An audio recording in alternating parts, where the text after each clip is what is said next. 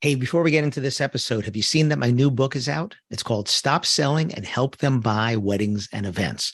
And it's a book that you helped me write because you would ask me at a conference, which of your books has what you just spoke about on stage? And if it wasn't in any of my books, I'd say it's in the next one. Well, here it is. Here's the next one. How to respond to reviews. What if you don't like doing sales? The 3 questions to ask every prospect, or they can't ask for what they don't know exists. These are just some of the chapters in there. And the beauty is you don't have to read it front to back. You can jump around to any chapter, kind of like my other book, Wit, Wisdom, and the Business of Weddings, where you can jump to any chapter because they're not necessarily connected to one another. And if you want to get free shipping on a paperback copy, go to shopalanberg.com and use the coupon code podcast. That's shopalanberg.com. Use the coupon code podcast. Get free shipping on me. Otherwise, it's on Audible. It's on Kindle. And if you go to podcast.allenberg.com, the links are all there as well. Thanks. Why customers leave and how to win them back. Listen to my next guest and find out. Welcome to another episode of the Wedding Business Solutions Podcast. I'm your host, Alan Berg. I'm a speaker, author, sales trainer, website reviewer, and I help businesses like yours sell more, profit more, and have more fun doing it. Enjoy this episode. Hey, it's Alan Berg. Welcome back to another episode of the Wedding Business Solutions Podcast. I am so happy to have my friend David Avrin on to talk about customer experience. David, how you doing today? No, I am really happy to be here with my friend Alan Berg. We have spoken together, shared the platform on stages around the world, which is, it's kind of interesting that's like the best, most common times that we run into each other is in another country or at an airport or something else. But it's the nature of what we do as we communicate and travel the world, spreading the good word, help people build their businesses. And fun fact, David and I got our CSPs on the same day in 2014. We did. And we are also a part of a select group that have achieved their global speaking fellow. Less than couple dozen or so around the world. I think we're up to 40. We got a couple more last year in Dublin, which again, where were we together last? Orlando, but before that in Dublin. Dublin, Ireland. Yeah. Dublin. So and Mexico. I think that was the first place. Mutual Admiration Society, but let's get past this. So, well, people are like, enough.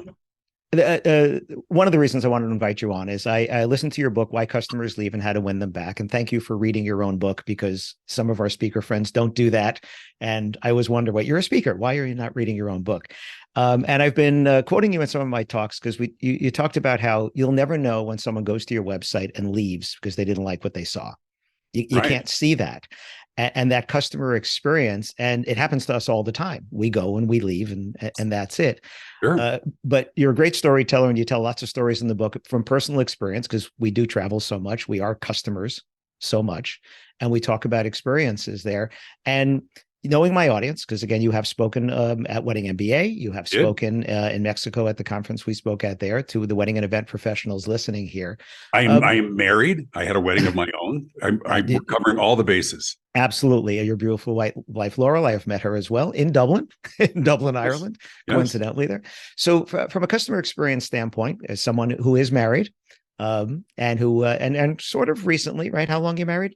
We've been together about 10 years now. So really blessed, second time around. And we did it in Venice, Italy. So never take better pictures. That's right. So from a customer experience standpoint, Sure. Where do you think that starts when someone gets engaged and they start the planning process? The market has changed for so many different industries.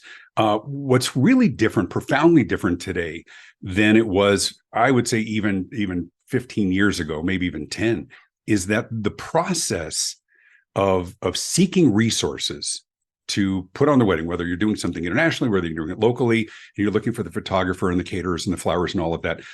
What's really different and profoundly different is that process begins largely without your involvement. The first several steps of that is a weeding out process, which we all do, right? For everything that we buy, whether it's the movie that we're going to go to, the restaurant that we're going to, the home improvement project, we do that initial research. That social proof is so incredibly powerful. You had mentioned at the beginning of that the people that go to your website.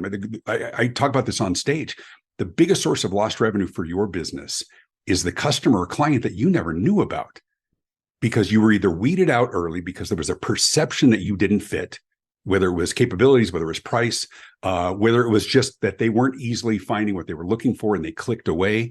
So much of that happens without you. So the process begins very early, excuse me, but we need to move way upstream to make sure that everything that they're seeing and finding and discovering online says what we need it to say. And not just verbally, but non-verbally as well. So the process, by the time somebody is reaching out to you, you are already a finalist in many cases. That's the good news, is a pre-qualified person. The bad news is they're also looking at several others who are also finalists. So now you're in real competition. Right. Now, have you ever done a cold calling in sales? Of course. Right. Most of the people listening have not, but you've done it. I've done it. I did it for 10 years, driving around, knocking on doors, hoping that there would be an interest in what I was talking about. Sure. What I always tell this audience is, by the time they've gone to your website and filled out your contact form, or gone to your online ad or your social or whatever and contacted you, this is not cold calling. No. They have eliminated most of the other people. Agreed. You're on that short list, but you don't know why, right? You don't know what it is that made you make the list, as opposed to not. What is it? Tinder is swipe left is bad, or something like that. I shouldn't know, so I don't. We should know that. So I've been told. But now you made this short list. So I always tell them, that's your sale to lose. You just 100%. have to continue the conversation they started, give them an experience consistent with whatever it is that they've already had, because clearly they like that, whatever that was. Yeah. And then just be better from that point on. But you're not fighting against 50 other people. You're fighting against 3 or 4 or 5. And those 3 or 4 or 5 are also very, very good. Now, here's one thing that I will challenge is at that point where they're reaching out. This is where, and we may disagree on that, and that's okay, is I think a lot of people, even at that point, will lose that prospect because there's a contact form. And I'm not anti-contact form. I'm very, very anti-contact form as the sole way of getting in touch with you. And we deal with that with our colleagues. And I've spoken to a lot of speaker chapters around the world as well. And I tell them, I said, for all of you who don't have a phone number on your website, but you have a contact form, I'd like to thank you for putting my kids through college, because I'm getting all of your gigs. And not because I'm so great. I am, as are you. But no, it's because I'm a lot easier to reach. So by the time, but I'm out, I'm on airplanes, I'm gone. Well, by the time they respond, I already have a contract on the way, because Right. I am ridiculously easy to get in touch with. Right. I am ridiculously easy to do business with. So one of the things, I have multiple small businesses. I'll be honest, they all have contact forms. And they also have cell phone numbers for myself and every one of my team members. We have WhatsApp. We have email addresses. If I could have a cranial implant, Alan, I would have right here where they could directly access my cranial cerebral cortex, because this feeds my family. Now, the pushback I get all the time, yeah, well, don't you have life balance? Give me a break. You're not that popular that you're getting calls at all time of the day and night, every day. And if you do, then you've got, God forbid you should have such problems. Right. The reality is I have tremendous life balance, as many of us do, because whether we work from home or something else. But if that occasional call comes in and I can grab that before someone else, they can reach me faster than someone else, right? There was a great study came out in the Harvard Business Review. It said that there's 100 times better chance of landing a gig, not 100%, 100 times better, with the response within 5 minutes. Right. Now, it doesn't mean that that's always realistic, but what it speaks to is just one basic fact. Whoever gets the call first, if you fit and you're priced competitively, oftentimes you get the gig. So I'm fine if somebody has a contact form, but my God, please, friends, if you learn anything, put your phone number on everything. Be ridiculously easy to get in touch with.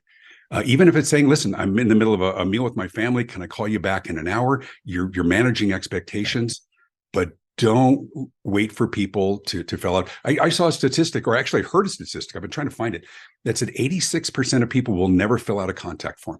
86, I won't, never do. I'll just move on to the next one. Well, but what we have to understand is everybody isn't us. So let's give them what they want. We give them choices, give them every possible way to reach you.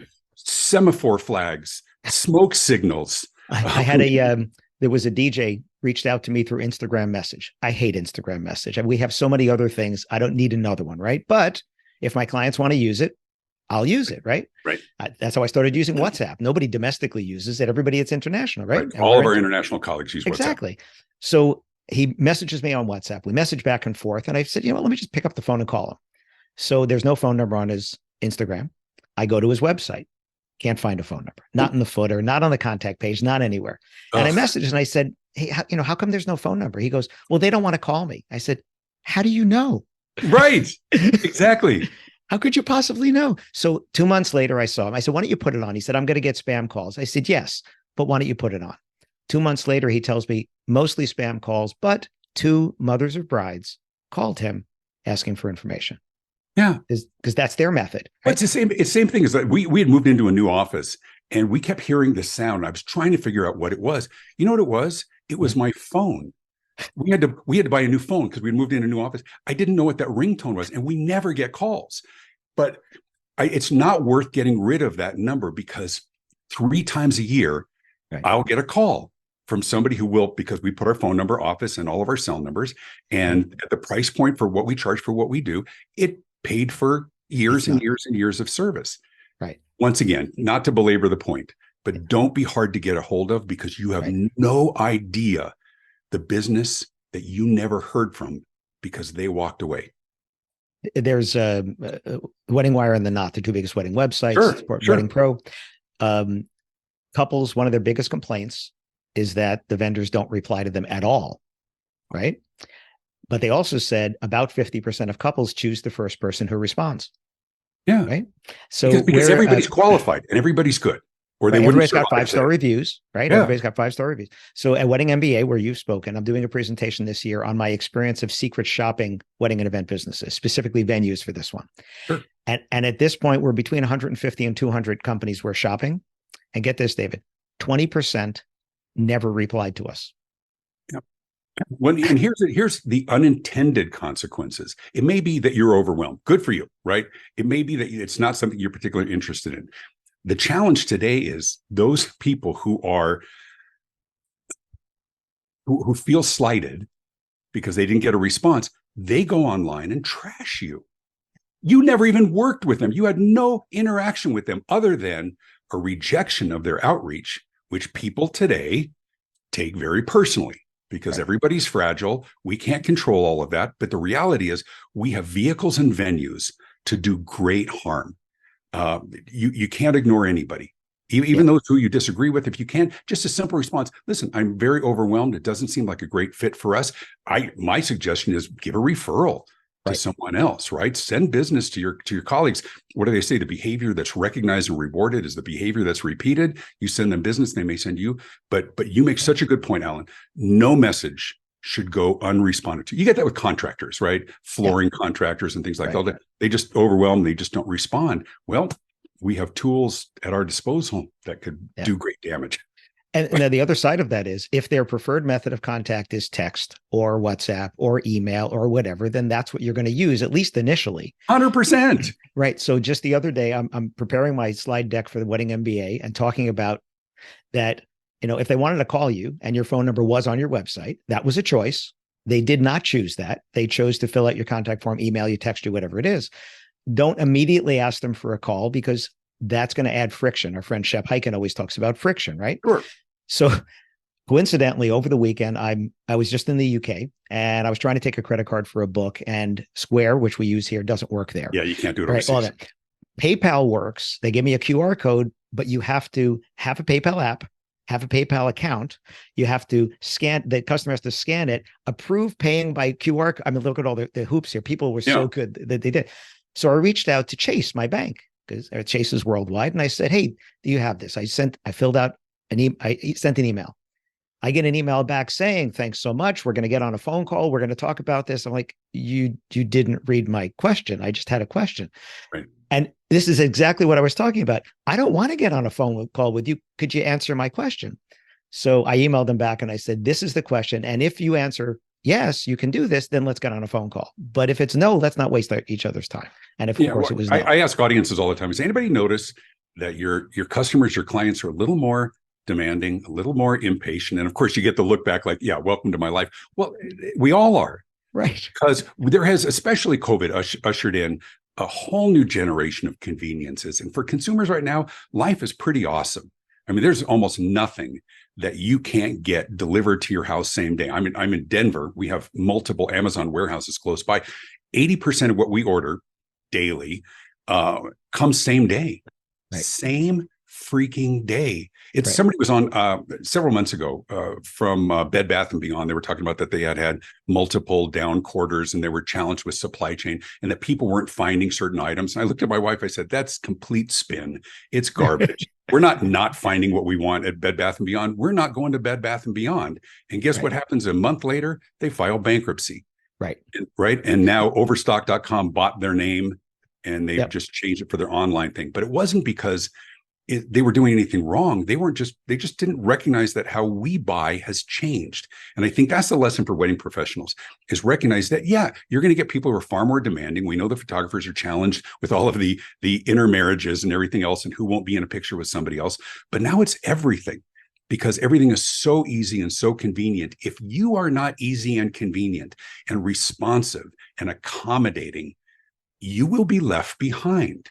Yeah. But I think if we have the right filter, Alan, I think we have, instead of being resentful for all the things we have to do, being grateful that we understand the code, we can have a great competitive advantage. We can be very successful in a very wonderful and satisfying industry by being ridiculously easy to do business with. I think if we would just look at it, I did a podcast. I'm not sure if it's coming up before or after this. If you can't walk a mile in their shoes, at least take a few steps. How easy is it to do business with you? What are they seeing? And if you were the customer, I always look at this. I got a 2-page, we're secret shopping a venue, and I got 2 pages of full text email response from someone. And I was like, would you read that? Like, right. No, you wouldn't read it. And then there was an attached online magazine. You ever see those called Issue, ISSU? Yeah. Look at that on your phone because that's how most couples are reading, right? It's a 2-page spread on your phone this big. Like you can't read that. And then attach, Zoom. Not even pinching. You couldn't even read it because it was a 2-page, right? It was so small. Got another one in today, had 6 questions they're asking in response immediately and then asking to get on a call. It's like, no, this is not a Gen Y, Gen Z thing. This is a human. Well, but it's also when you're having a conversation with a couple who's looking to get married, as opposed to, and we may disagree on this, as opposed to sending them a 30-page questionnaire to fill out, interview them and you fill out. And I love this podcast because you have the same approach that I do. And you can see behind me, I've got a podcast as well, is that you and I are both asked to be on a lot of podcasts. So I do several a week. But they'll say, would you like to be on our podcast? And I said, sure, I would love to do so. And then they give me homework for their podcast. And I'm like, I'm not filling out this 4-page. I mean, I've got assistants who can give them my bio and we want to be easy to do business with, but don't make me do work. But it's just, I think the analogy is for those families, those couples, those parents, whatever, mother or the bride who are looking for resources, don't put work on their plate. They're hiring you to take it off their plate. And so the more we can be reassuring in our conversation, listen, I got that. We'll take care of that. They can breathe as much as they can until it's over. Until it's over. When we first moved to New Jersey, 12, 13 years ago, we were 100 miles away from where we used to live. So we needed new everything, new mechanic, new doctors, new everything. Sure. And we asked in our neighborhood, there's an email group, we need a new primary care. And people came back and said, oh, here's the doctor, here's the doctor. And a couple of people came back and said, I love Dr. Gitterman. I was like, okay, not here's my I love, but somebody said I love because he actually takes the time and listens to you. I was like, okay, that's different. Social proof, right? Referral with a reason. Right. So I go there and guess what I didn't get? I didn't get the forms in advance that I should fill out. And I called and I said, are there any forms you need? They said, no, we'll take care of that when you get here. So I get there and I check in expecting a clipboard. No clipboard.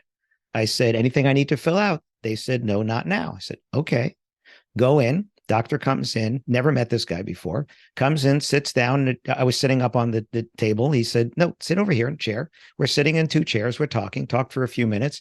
And he opens up his laptop. He said, okay, let me get some info. And he asked me all of the questions that would have been on the form. Doctor did it. A doctor did that. Well, so who knows the info better? Somebody who scans a piece of paper that I hand wrote or who Right. actually took the info themselves. It's exactly what you're talking about. Yeah. But you think about all the things that have been shifted, and you can look at across a variety of other industries, things that have been shifted to the customers. There's that wonderful scene in Back to the Future where he goes back to the town square for the first time, and he's watching with wide eyes all of these things from the 1950s, right? The one that made me laugh was that when this car pulls into the gas station, it's immediately attacked by four people. One's checking the air, the other one lifting the hood, checking the oil, the other one's washing the windows. And I'm just laughing. And my kids were like, what is it? I said, this was how I grew up. Right. This was what we called full service. Right. And now there's only self-service. Now you go to the airport, they want you to tag your own bag. You go to my cart is overflowing at Walmart and they're trying to send me to self-checkout. And I'm like, what's going to take me 45 minutes? Now, here's the point. I'm not elite. It's just overwhelming. And I think we have an opportunity as small business professionals to not be that. Right. You go to a doctor's office, they have some new technology that you were not trained on. I see. So that the receptionist doesn't have to fill in the information. Let's give it to the guy who's bleeding profusely from his head. Let's make him do the work. I think we can be better. And it is a distinct competitive advantage when you offer the things, not even about adding, offer the things that others no longer do. Right. And you will stand out. I think the bar is really low. It's incredibly low. Be super responsive and take burdens off your client's plate. Well, if the bar is some of your competitors are not replying at all, that's how low. That's pretty low, easy bar. Pretty low. Yeah. I actually just changed a different doctor because this one doctor I had they had an online portal, but it really wasn't much there. You can't make an appointment online. You can't message the doctor. You're not getting text for confirming it. Boom, confirmed. We're done. But for most, that's table stakes today. So if somebody isn't, they're way behind. Right. And again, I like the doctor, but he's making it too inconvenient for me to do business with him. With these other ones, I get a text. Are you coming to your appointment? Yes. Thanks. See ya. Right. Well, you look at it within the context of a competitive marketplace. Alan, do you have choices? Of course you do. Absolutely. So, yeah. I mean, for everybody who's listening or watching, and I love this podcast. I think you cover great content.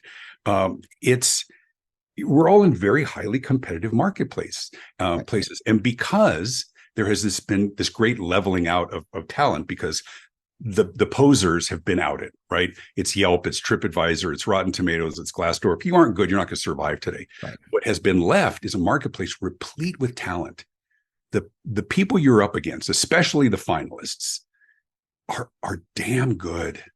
Right. And there's sometimes there's this perception that, that they have yet to discover us, and they'll realize that we're head and shoulders. I say, why you? It's because, I get this. I'll ask people, say, why you? And they'll say, honestly, I'm just going to be honest. We actually do what we say we're going to do. And I look at them and I go, oh, bless your heart. You actually believe that, don't you? And they're like, I said, do you really believe that? I mean, how on God's green earth are your competitors staying in business with all of that, not doing what they say they're going to do? Give me a break. Those competitors, most of them, here's the worst part, Alan, most of your competitors are really, really nice people. Mm-hmm. And they're working hard just like you.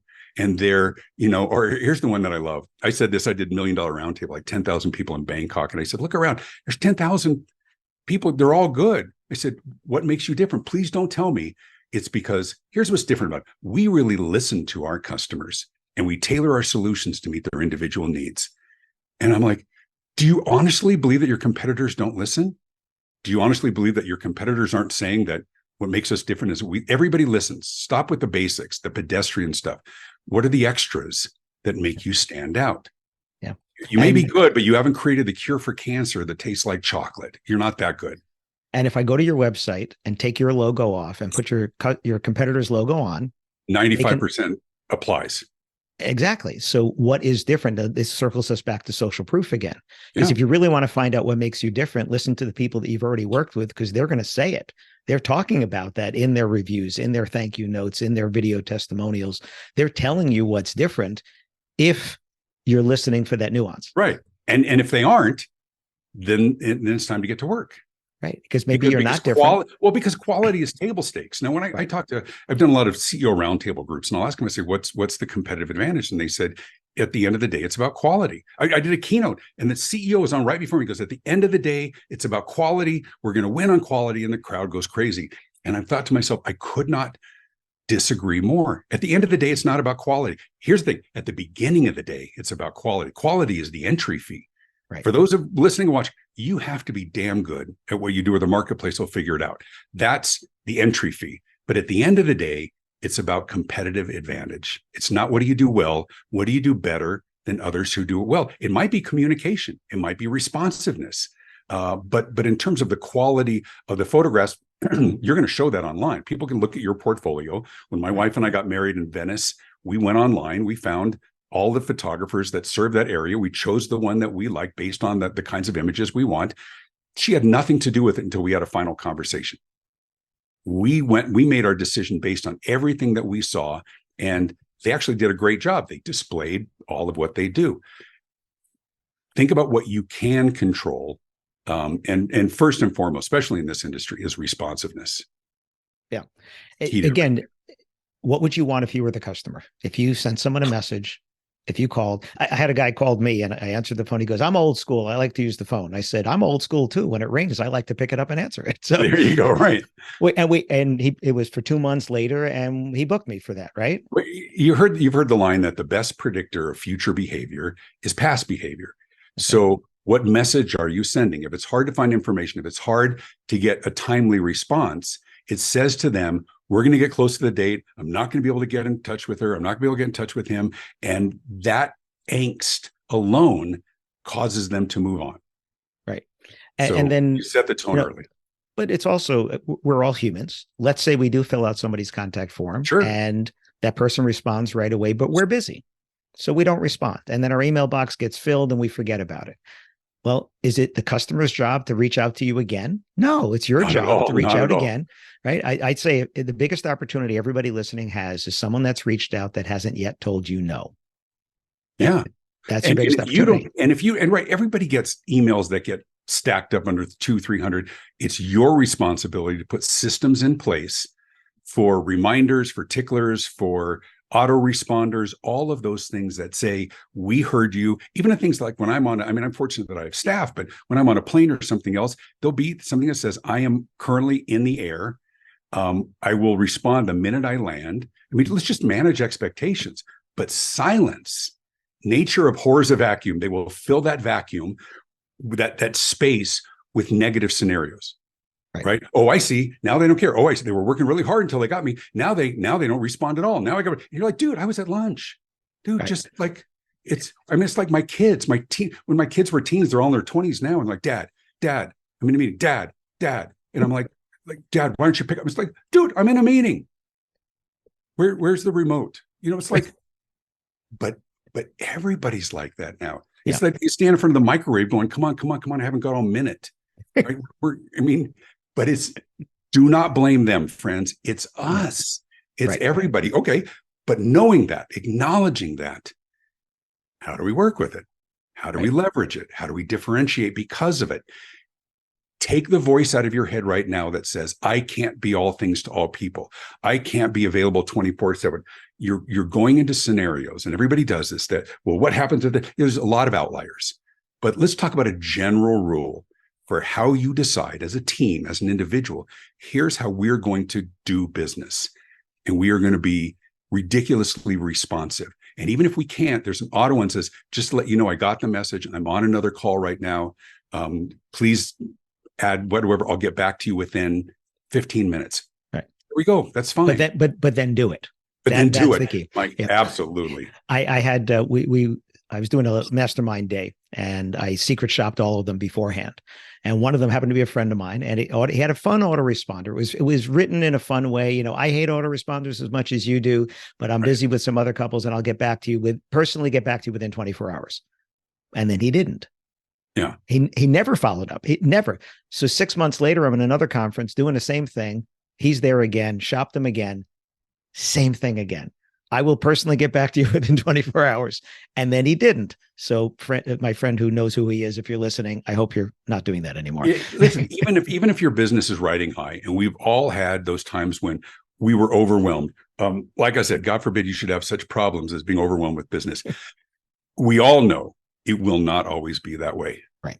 And so keeping that pipeline full, and I always throw a thing of saying, I'll get back within whatever. However, if it is crucial, here's my cell phone number. If it is crucial, Right. here's how to reach my team. Because some people are fine as long as we manage expectations when they'll get a call back. Some people need an answer now because they're trying to get the next vendor, and that's dependent on this vendor. And Right. if they can't find you, they'll just find somebody else for Right. one basic reason, because they can. Right. It's just too easy. It's too easy. Yeah. So wrapping this up, you want to get Why Customers Leave and How to Win Them Back by David. And again, if you're an audiobook person like I am, you definitely want to do that. His other books, Visibility Marketing, and it's not who you know, it's who knows you. And my newest book, we'll throw it up. Here's the quick plug. It's called The Morning Huddle: Powerful Customer Experience Conversations to Wake You Up and Shake You Up and Win More Business. This is on Amazon. And it's conversation starters for your team, just things to think about before they come up. And as always, lots of stories. And of course, if you're interested in any of the phenomenal wedding business books from my friend Alan Berg, look behind him. It is a plethora. It is a cacophony of a cornucopia of wedding business wisdom. See, I plugged you too. Well, thank you, my friend. Look at us both with our books strategically located next to our heads. And thank you for having a real background and not a virtual background where body parts start disappearing there. If I see one more palm tree or Golden Gate Bridge, Alan, I swear I'm going to open a vein. Oh, look at Jim. He's on a tropical island with palm trees. That's so funny. Guess what? It's not funny, Jim. It's not funny anymore. It's not funny. It's been 3 years. 3 years. No more Golden Gate Bridges. Yes, we could do this all day. So okay, thank you. We'll do another time soon. We will. DavidAvrin.com if you want more information. And David, thank you so much for joining me. All right, friend. Thank you.